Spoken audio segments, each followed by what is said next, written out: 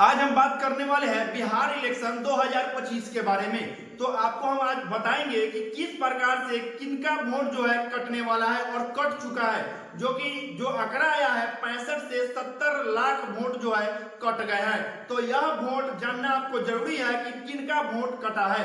और हम यह भी कहना चाहते हैं कि जो क्षत्रिय नेता जो है, जैसे कि हो गए बीजेपी के अंदर बता रहे हैं चिराग पासवान, जीतन राम मांझी, एलजेपी से चिराग पासवान हुए और हम से जो है जीतन राम मांझी हुए।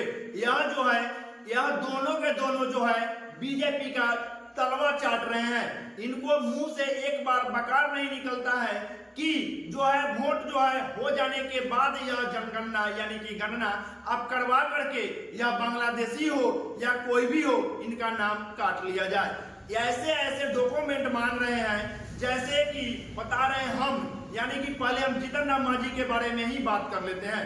इनके कास्ट के जो लोग हैं, क्या लगता है आपको, अगर 10% लोग यहाँ बिहार के अंदर होंगे तो इनका जो है वोट जो है 10% होना जरूरी है, लेकिन इनका वोट जो है 2% बचने वाला है। आप याद रखिएगा, जब हमारे जैसे आप जैसे लोग जब यह कागज पत्र जो मांगा जा रहा है वह सबमिट नहीं कर पा रहे हैं, तो क्या आपको लगता है जो 100 रुपए 200 रुपए कमाने वाले व्यक्ति यानी कि मुसहर जाति के लोग वह दे पाएंगे डॉक्यूमेंट? बिल्कुल नहीं दे पाएंगे। इस पे जीतन राम मांझी को जरूर बोलना चाहिए।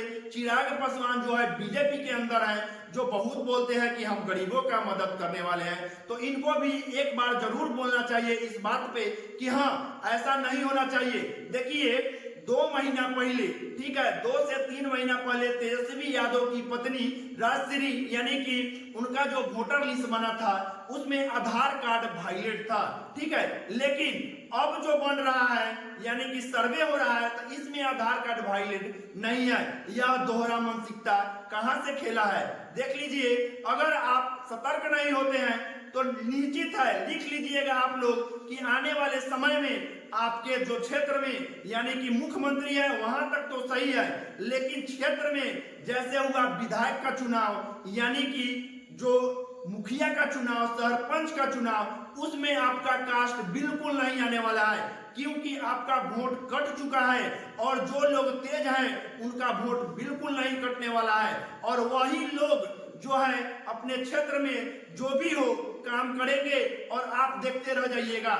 इसलिए आप सतर्क हो जाइए और आप इस पे आवाज जरूर उठाएं कि ऐसा नहीं होना चाहिए कि आपका जो है वोट न कटे, क्योंकि आपका जो है इसमें समय लेना जरूरी था, साल से 2 साल, कि धीमे धीमे जो लोग हैं वह जो है अपना डॉक्यूमेंट जमा कर सके और अपना अधिकार का हक दे सके। क्योंकि वोट अगर डॉक्यूमेंट जमा नहीं होता है तो उनका जो वोटर लिस्ट है कभी नहीं आएगा और वह वोट नहीं दे पाएंगे। अगर वह वोट देने अगर जाते हैं बूथ पे तो उनको डंडा मार के वहां से भगा दिया जाएगा। तो आप इस बात के लिए आवाज उठाना चाहिए जीतन राम मांझी को।